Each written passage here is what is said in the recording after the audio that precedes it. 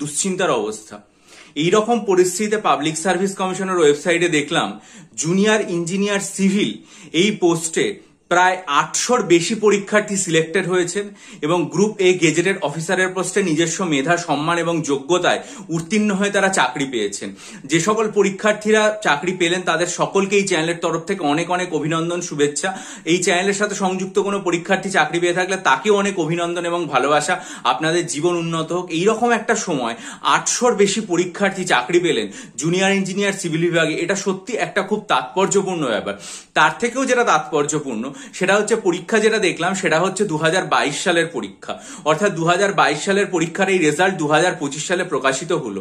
তাহলে সেখানে ক্লার্কশিপ পরীক্ষা যেটা হয়েছিল সেটাও 2023 সালের পরীক্ষা, মিসলেনিয়াস পরীক্ষা যেটা হয়েছিল সেটাও 2023 সালের পরীক্ষা, সেগুলোর প্রিলিমিনারি রেজাল্ট প্রকাশ করে সেগুলোরও মেন পরীক্ষা নেওয়া হোক। আর এগুলোর ক্ষেত্রেও যেন আর এরকম ভাবে কোনো দেরি না হয়, এটাই বলার। নিশ্চয়ই রেজাল্ট প্রকাশিত হলে চ্যানেলে জানাবো, তার জন্য চ্যানেলটা সাবস্ক্রাইব করবেন, বেল আইকন প্রেস করে দেবেন। আর যদি মনে করেন ডেসক্রিপটিভ বাংলা, ইংরেজি, কারেন্ট অ্যাফেয়ার্স এবং ডেসক্রিপটিভ অ্যারিথমেটিকের স্টাডি মেটেরিয়াল নিতে চান তাহলে ডেসক্রিপশন বক্সে ইমেল আইডির মাধ্যমে আমার সাথে যোগাযোগ করবেন। ভালো থাকুন, বিজয়ী হন, সফল হন।